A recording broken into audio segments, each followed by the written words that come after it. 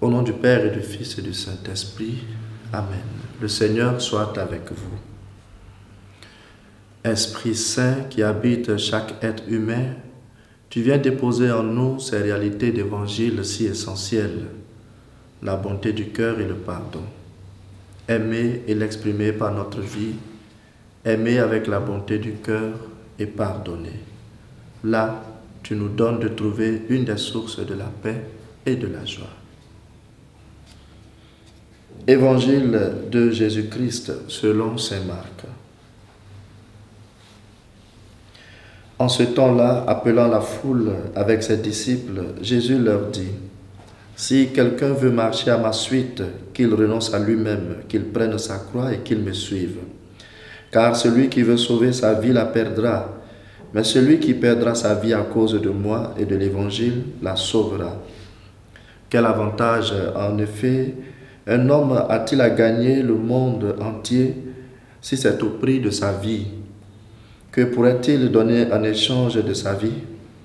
Celui qui a honte de moi et de mes paroles dans cette génération adultère et pécheresse, le Fils de l'homme aussi aura honte de lui quand il viendra dans la gloire de son Père avec les saints anges. » Et il leur disait : « Amen, je vous le dis, parmi ceux qui sont ici, certains ne connaîtront pas la mort avant d'avoir vu le règne de Dieu venu avec puissance. » Acclamons la parole de Dieu.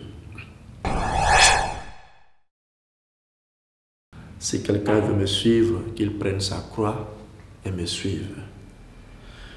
Saint Jean Bosco, un prêtre qui s'est engagé toute sa vie à l'épanouissement et au salut de la jeunesse, a raconté un jour un de ses rêves.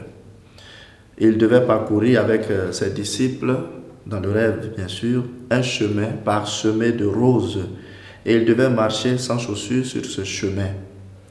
Les gens qui les voyaient les admiraient et les enviaient même.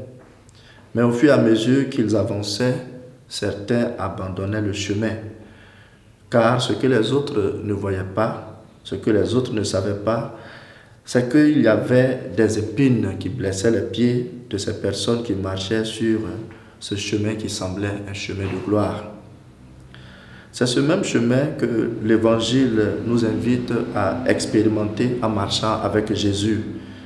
Le chemin est beau, mais les souffrances qui peuvent décourager les gens n'y manquent pas.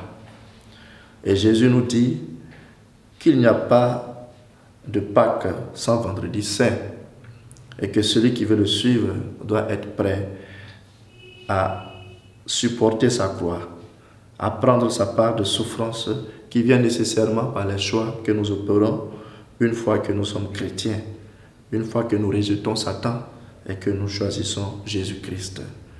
Que rien ne nous décourage sur le chemin du salut, même si la croix est lourde, n'abandonnons pas. Et que Dieu Tout-Puissant nous bénisse, le Père, le Fils et le Saint-Esprit. Amen.